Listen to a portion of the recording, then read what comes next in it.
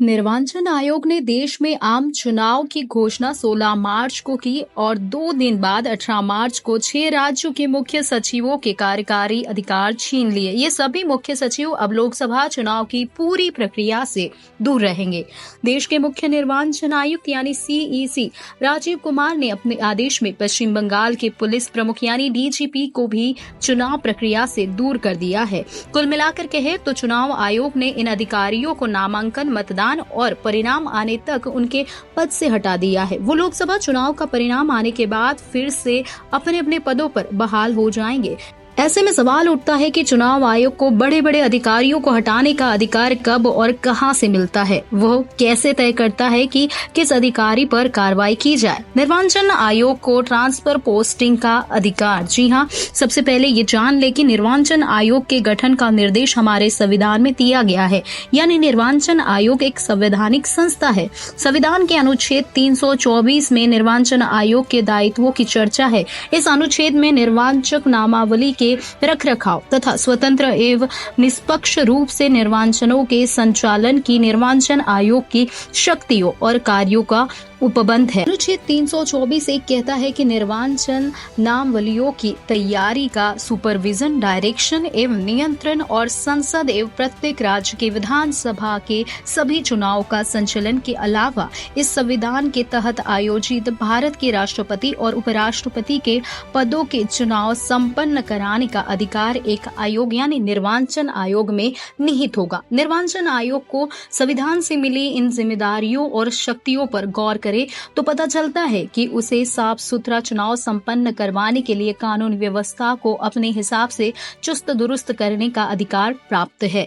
इसी अधिकारों का उपयोग करते हुए निर्वाचन आयोग चुनाव के दौरान कानून व्यवस्था बनाए रखने के लिए कानून लागू करने वाली एजेंसियों के साथ तालमेल से काम करता है। निर्वाचन आयोग और एजेंसियों के बीच इस तालमेल से निम्नलिखित उद्देश्य पूरे होते हैं।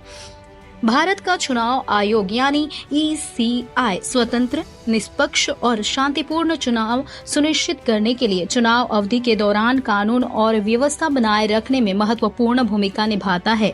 इसके लिए निर्वाचन आयोग ये कदम उठाता है। सुरक्षा बलों की तैनाती। जी हां, चुनाव आयोग गृह मंत्रालय, राज्य सरकारों और अन्य संबंधित अधिकारियों के साथ समन्वय करके संवेदनशील और कमजोर क्षेत्र में केंद्रीय और राज्य पुलिस बलों को तैनात करता है। इसमें हिंसा, बूथ कैप्चरिंग और अन्य चुनावी कदाचारों को रोकने के लिए अर्ध सैनिक बल, राज्य सशस्त्र पुलिस और स्थानीय पुलिस शामिल है। दूसरी बात है संवेदनशील क्षेत्रों की पहचान। जी हां, खुफिया रिपोर्टरों और पिछली घटनाओं के आधार पर चुनाव आयोग संवेदनशील और कमजोर मतदान केंद्रों और निर्वाचन क्षेत्रों की पहचान करता है जहां हिंसा या व्यवधान का खतरा अधिक होता है। इन क्षेत्रों में सुरक्षा उपायों को बढ़ाया जाता है। निगरानी और पड़ताल भी इसी में आता है। चुनाव आयोग निगरानी और पड़ताल के लिए एक मजबूत तंत्र स्थापित करता है जिसमें मतदान केंद्रों पर सीसीटीवी कैमरे, वेबकास्टिंग और वीडियोग्राफी का उपयोग शामिल है। यह गड़बड़ियों को रोकने और मतदाताओं और मतदान कर्मियों की सुरक्षा सुनिश्चित करने में मदद करता है। खर्च की है निगरानी। जी हां, चुनाव को प्रभावित करने के लिए धन बल के उपयोग को रोकने के लिए चुनाव आयोग व्यय निगरानी प्रकोष्ठ और फ्लाइंग स्क्वाड स्थापित करता है ताकि मतदाताओं को नकदी, शराब या अन्य प्रलोभन के वितरण पर नजर रखी जा सके। आदर्श आचार संहिता की हम बात कर रहे हैं जिसे हम कहते हैं एमसीसी का कार्यान्वयन। चुनाव आयोग चुनाव आचार संहिता को लागू करता है जिसमें राजनीतिक दलों, उम्मीदवारों और सरकारी अधिकारियों के व्यवहार के लिए दिशा निर्देश शामिल है। एमसीसी भड़काऊ भाषणों, हथियार रखने और प्रचार के लिए सरकारी मशीनरी के उपयोग को प्रतिबंधित करता है जो शांतिपूर्ण वातावरण बनाए रखने के लिए मदद करता है। निवारक उपाय।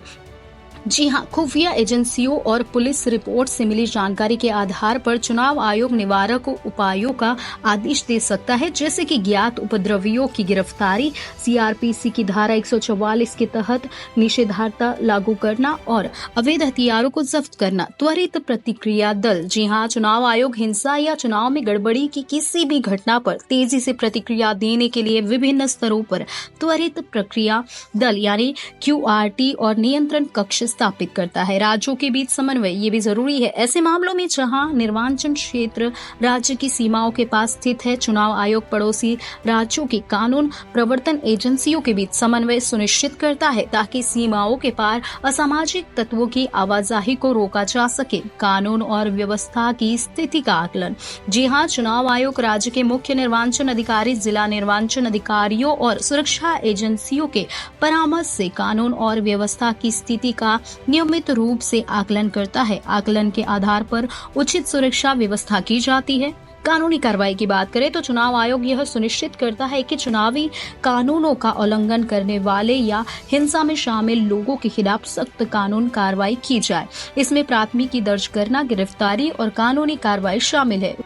सुप्रीम कोर्ट ने भी शक्तियों पर लगाई मोहर। भारत का चुनाव आयोग यानी ECI चुनाव के दौरान अधिकारियों के स्थानांतरण और तैनाती से संबंधित अपनी शक्तियों को मुख्य रूप से भारत के संविधान के अनुच्छेद 324 से प्राप्त करता है। हालांकि अनुच्छेद 324 में अधिकारियों के स्थानांतरण और तैनाती की शक्ति का स्पष्ट रूप से उल्लेख नहीं किया गया है, लेकिन इसकी व्यापक व्याख्या चुनाव आयोग के लिए स्वतंत्र और निष्पक्ष चुनाव कराने के लिए आवश्यक सभी शक्तियों को शामिल करने के लिए की गई है।